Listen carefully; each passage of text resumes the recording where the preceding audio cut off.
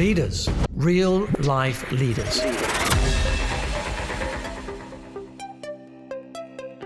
Hey guys, welcome to today's episode. And we are so excited because we have Dr. Robyne Hanley-Dafoe, and we are talking about how you can do hard things.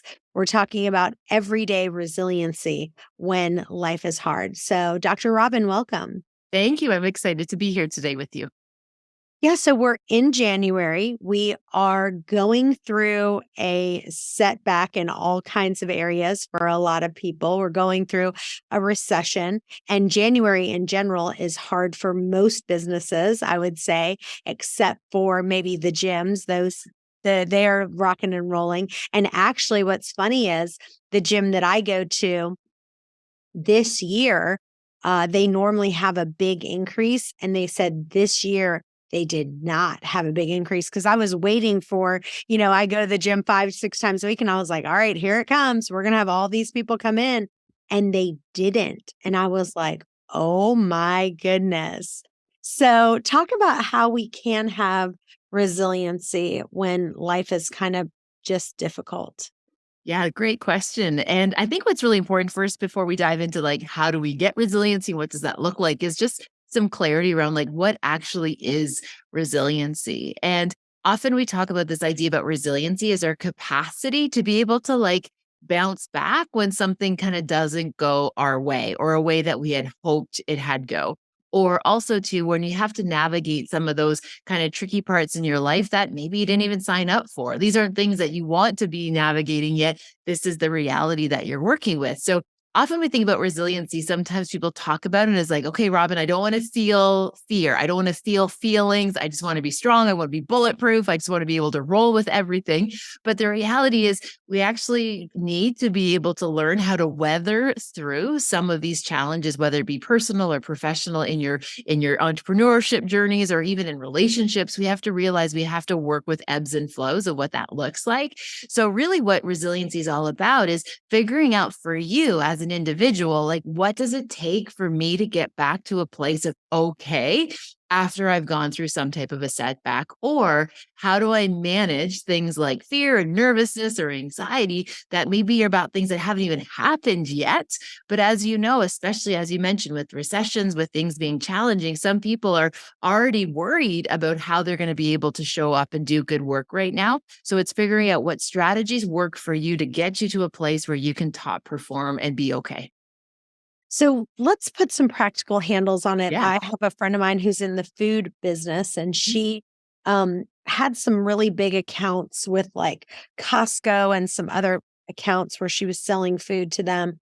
And that has gone away. And so the last few months, she's really lost a lot of business, and, she's lost money for the last 3 or 4 months because she lost some of those big accounts. Yeah. So what would be your advice to someone like that? Because, at this point, she's saying, okay, my advice to her, and I'll tell you what my advice to her was. I said, at some point, you've got to kind of put a deadline on this because you can't keep losing, lose this month, lose this month, lose this month. You got to put a deadline on it and say, all right, these are the action steps I'm going to take. I'm going to give it, 3 more months or 6 more months or whatever it is that you can handle. And then maybe God is closing the door in this realm. So kind of having that wisdom to go, is this kind of, God saying, all right, it's time to close the door, or having that pep talk that goes, no, everybody goes through these setbacks. All right, it's okay that I lost Costco. I'm now going to move to something else. So what kind of advice would you give someone like that? Yeah. So again, I think that's great in terms of some boundary setting, right? Just so that we don't kind of go in perpetuity with losing and losses or just even worry and unsettledness. So boundary setting is really important. So yes, okay, let's give that 3 months. Let's reevaluate after 3 months. The flip side of that as well, I would encourage people anytime you've had some major setback or a loss would be kind of to do what we call a post-action report to figure out, okay, what was that? So yes, all of a sudden there was a shift in business. There was a shift in, how this was working out these contracts to figure out, okay, so was this something that perhaps it was just like the end of term, right? Like it was one of those things where, maybe they didn't do anything wrong, but they just decided they were going to go in a different direction. That's okay. But we want to make sure that we're using setbacks or things or disappointments. We want to use those as learning opportunities, because that's where we get a lot of the really rich data to know what is it that is working for us. Are we able to like shift, adapt? Because part of being resilient is being nimble, that we're able to adjust our sails, so to speak, when things do shift. So doing an action report, dive in there, get as much clarity as possible as to, okay, why did this setback happen? Like what went there? And it isn't about fault finding or blame. It's just to really get a clear picture, because perhaps there's a lesson, for example, or something that we can use as a takeaway from that. So then that way we can change our approach moving forward to try to prevent perhaps something like that happening again. So having boundaries, but then also doing like a good deep dive, like a wee bit of an autopsy, so to speak, of that event to say, okay, this is why we got off course, or this is why this potentially happened. I like that, doing an autopsy of kind of, all right, here's what happened. That area died. Yeah. Now we need to decide what we can do to kind of revive it.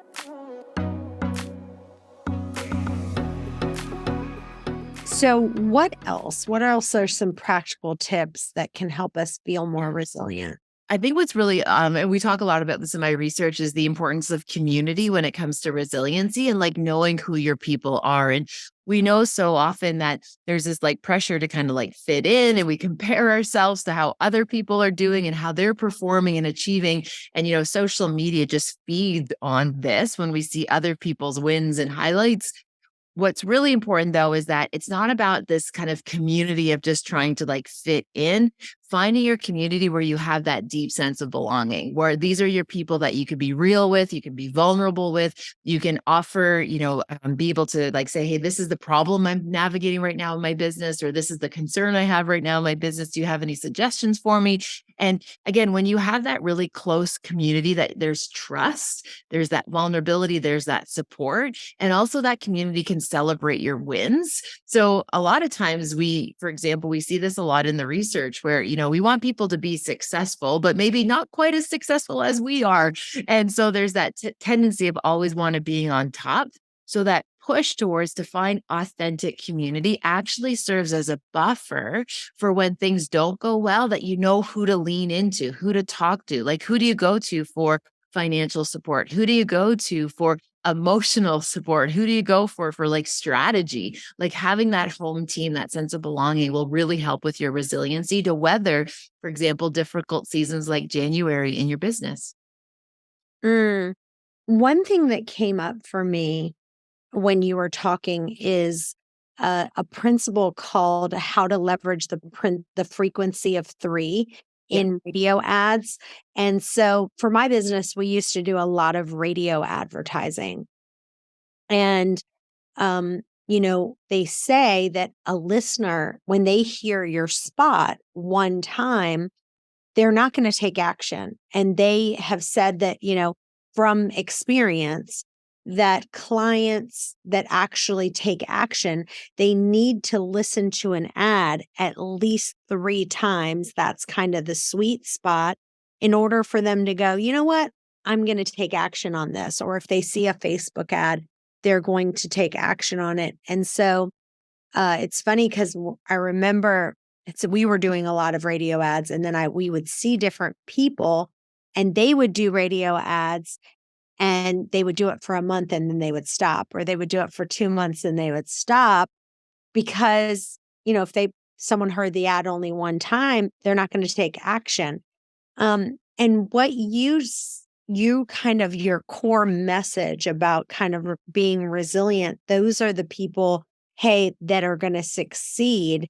How do you take what I just said about the radio ads and kind of apply it to kind of being able to be resilient in what they're doing? Yeah, that's an interesting connection. So I think what we often think about anytime when we're, being, influenced, or we're around people taking in messaging, again, what we think about is how that's shifting our mindset and how that's impacting our mindset. So for example, with, often when I'm working with entrepreneurs and talking to entrepreneurs, we talk about like our attitudes or our perspectives of our mindset as to like how we are viewing challenge. How are we viewing, trying to get leverage? How are we viewing trying to make, these gains in the work that we are doing? And often when we think about perspective, when it comes to, for example, entrepreneurship, the mindset that we often talk the most about is that difference between that scarcity mindset versus that mindset of sufficiency. And what I mean by that is if we're kind of always like chasing and feeling as though like, we don't have enough time, we don't have enough clients, we don't have enough energy, we don't have enough resources, we don't have enough, whatever that might be, that really puts us in this limiting mindset about like what's possible and the scope of what can grow. Versus when we have that sufficiency mindset where it's like, you know what, I have enough that's going to meet my needs. I'm making the right connections. The work is available. It's growing, kind of trusting, leaning into that trust that if it's meant for me, it's going to find me. There's no way if it's meant for me, it's not going to find me. Those mindsets have a significant relationship with our capacity for resiliency.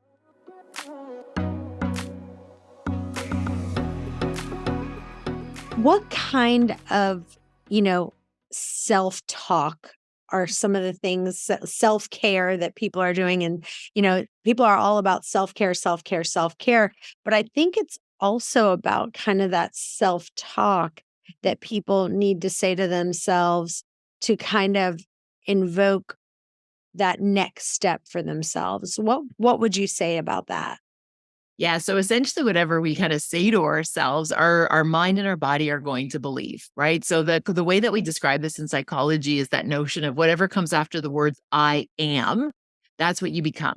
So if you tell yourself like I am successful, I am capable, I'm resourceful, I'm competent, I am able to figure things out, I'm likable, I'm good at this, that's going to start to create this like physiological response that's going to invite more positive things versus that negative self-talk where it's like, I'm not good enough, or I'm not smart enough, or I don't have enough. And again, I am even using the example, like I am tired all the time, or I am really like lethargic. I'm not feeling very motivated. Those are going to start to create this ripple effect in the person's kind of way of seeing themselves in the world, which is going to drastically impact how they're able to perform in the world. So that point about your self-talk and that story that you talk about yourself and how you see yourself will make a significant impact on your capacity to perform, but also your capacity to be resilient. So one of our top performers in our company, and he outperforms people like unbelievably. And one of the things he said to me, which I was blown away because I had no idea, he said, he's like, I don't know if you know this, but he's like, I take a full month off about twice a year where I take like full month off. And I'm thinking to myself, you take a full month off? Like 2 months out of the year where he just like goes and kind of goes blind and kind of recharges. And I'm thinking to myself, wow, because he does so much production the other 10 months of the year and he's always at the top. I had no idea. And he's like, yeah, he's like, that is the only way that I can actually do the kind of volume that I can do because taking that time off. So speak to that of kind of some of the things that you've seen people do where they can take these mini breaks so that otherwise they're kind of, instead of being in this, like this guy's like, he'll take a big break and then he goes for it. And then he takes a big break and then he goes for it. And it's really seems to work for him. There you go. Well, I think anytime when we think about high performance and how we maintain and sustain high performance, it really what we see that really is that differentiator is when it's aligned with your values. So in that terms of that idea of that, like, okay, the work that I'm doing, we want to make sure it's aligned in our values and to be able to, for example, go 100%, 365 days of the year, 12 months of the year. The reality is there's going to be something missing in other dimensions of your life because it's not sustainable to be in top performance for 12 months of the year. And usually what happens when they do take breaks or we do have that opportunity to disconnect, we get to realign with our values. And when we're in alignment with our values, what matters most, making time, whether it be for family, for travel, for adventure, for joy, for service, whatever that might be, what that does is essentially it fills up your bucket again. So then you're able to dive back into the work, and you can do it at a quicker pace with higher outcomes of performance, because you have better clarity, you have better energy, you have better capacity to be able to show up and get the work done, especially when you know that it's for a season, right? So whether you're going to step up and you're going to show up for a season, you're going to deliver, you're going to hit your, your top objectives, then you're going to pull back. You're going to, again, take that time to recharge, to replenish, to do those things that really align with your values. You're able to get things done quicker. And I can share with you, there's really interesting research that shows the impact of working like beyond certain amount of hours per week. And I think this is one of the biggest misconceptions for entrepreneurs, is that we know like after about 45 hours of work per week, we start to see a decrease in performance. It takes people longer to do these tasks that before that 45-hour mark, they would, let's say, for example, it would take them an hour to do. But after the 45-hour mark, if they were going to do the same task, it would take them twice as long. What we also saw is the prevalence of errors or mistakes, or where you've dropped the ball.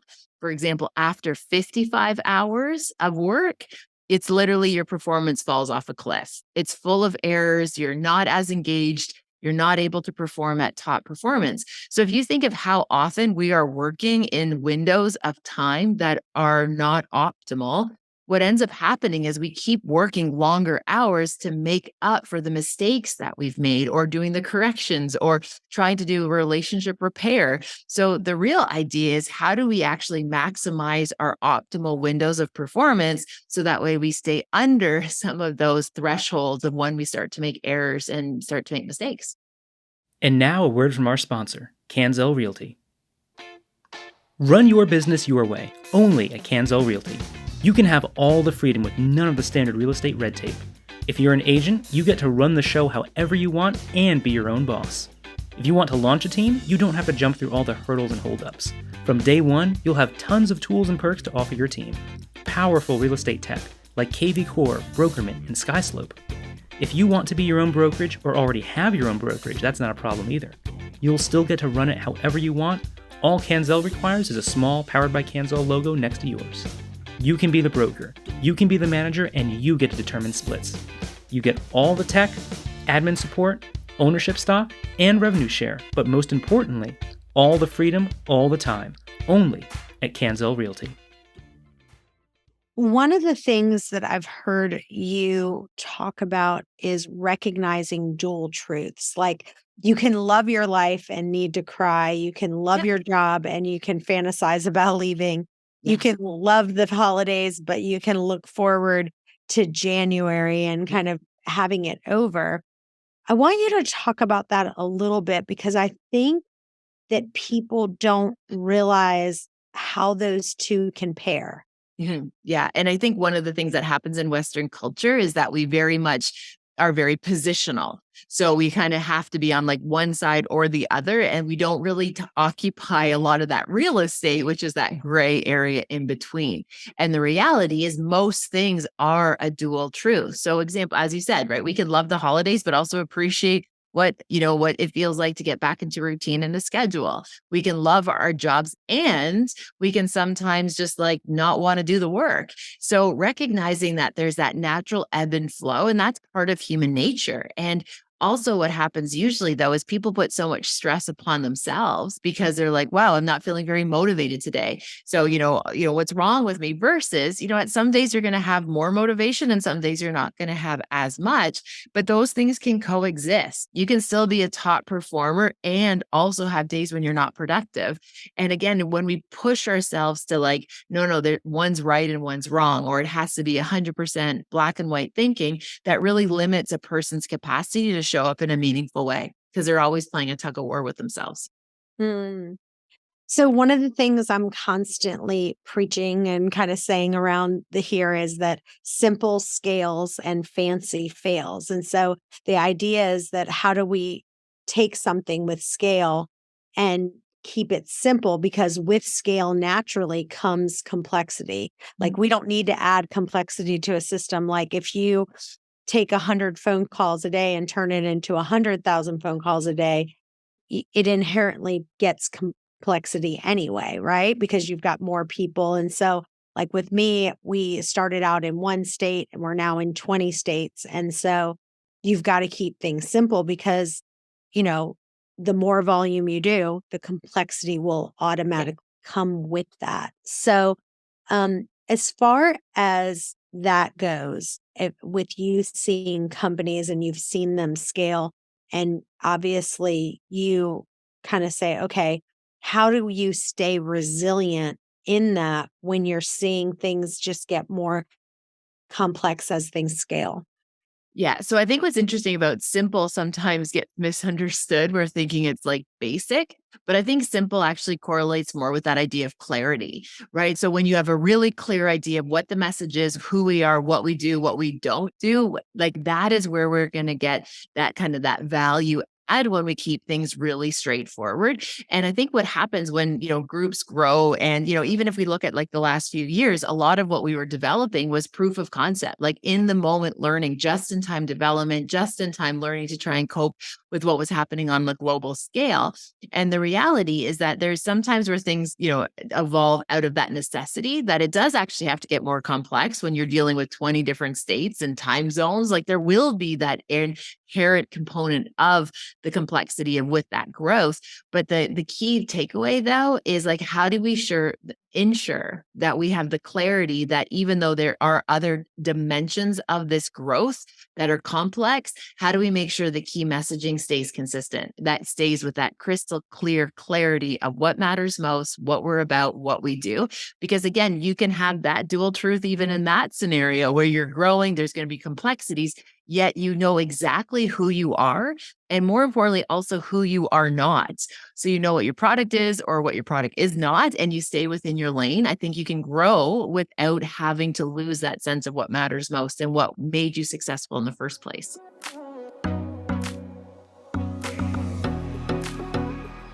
Yeah, one of the things that I've had to remind myself of, because one of the things about myself is I'm very much like I can go from A to Z. You know what I mean? Or I'm either A or I'm Z.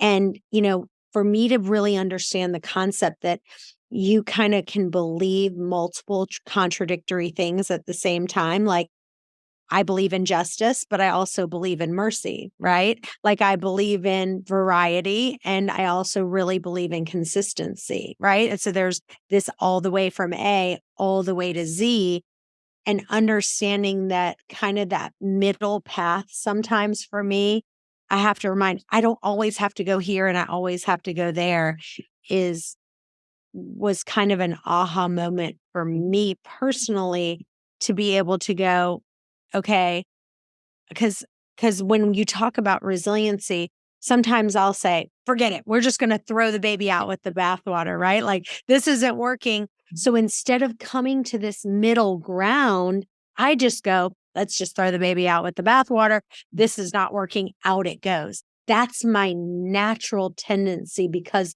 I'm a high D. I'm like, let's get it done. How do you balance that for someone to go, hey, we don't have to go all the way from this side to this side. Let's come right here to this middle ground.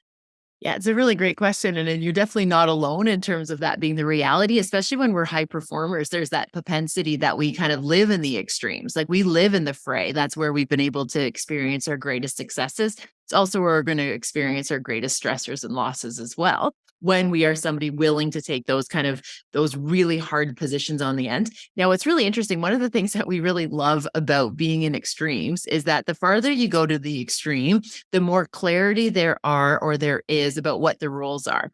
And what I mean by that is like when we're like, as you said, like, yes, you subscribe to justice. And so you're over here, there's clarity of like, okay, this is what justice is. It's that really pronounced way of, okay, I know what's right. But then on the flip side, when we think about mercy, it's like, okay, well, this is what mercifulness would look like. So there's so much clarity in the extremes, which is why we naturally gravitate to them. Because when we have clarity and we have like clear rules and expectations, that's when we feel the safest. So when you actually come into this like murky water or that middle ground, and it's like a little bit of this and a little bit of that, that actually creates a lot of unsettledness or anxiety for people. So there's that really normal kind of pull or drive or that sense of urgency to get us back into the extremes where things are either happening or not happening. We don't want to do that middle part. So that messy middle sometimes can be challenging for a lot of people because there's not as much clarity there. So when we think about how does that relate to like our resiliency, one of the things that we often talk about is that not everything is all or nothing in any capacity. So recognizing there's this natural ebb and flow with how seasons go, how success goes, how achievement goes, productivity, high performance. There's seasons to all of this. And to kind of recognize what we call like from a really practical perspective, we would talk about like what's called like zoom in, zoom out. So like zoom in, really specific, get as much information about the problem or the stressor that you're experiencing, but then take that moment to zoom out and say, okay, like how does this relate to the big picture? How does this relate to how I feel overall? And that often sometimes allows people to not necessarily feel that need to be as positional.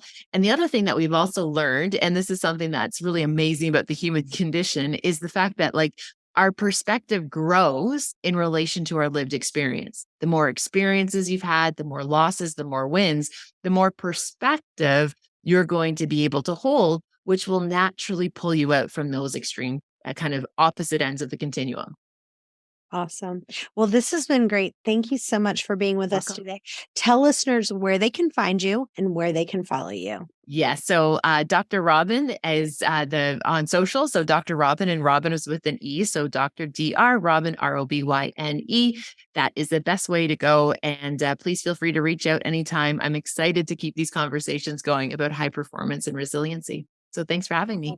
You guys stay tuned. We've got another episode coming up in just a few. Bye-bye for now. Thanks for listening to this episode of Real Life Leadership. If you'd like to get the show notes or access more resources, log on to reallifeleaders.com/podcast to get the show notes from this episode and any other resources we might have mentioned. And also, we'd love to hear from you. Be sure to review or rate this podcast on Apple Podcasts to help spread the word. And if you have any leadership questions you want answered, email podcast@reallifeleaders.com.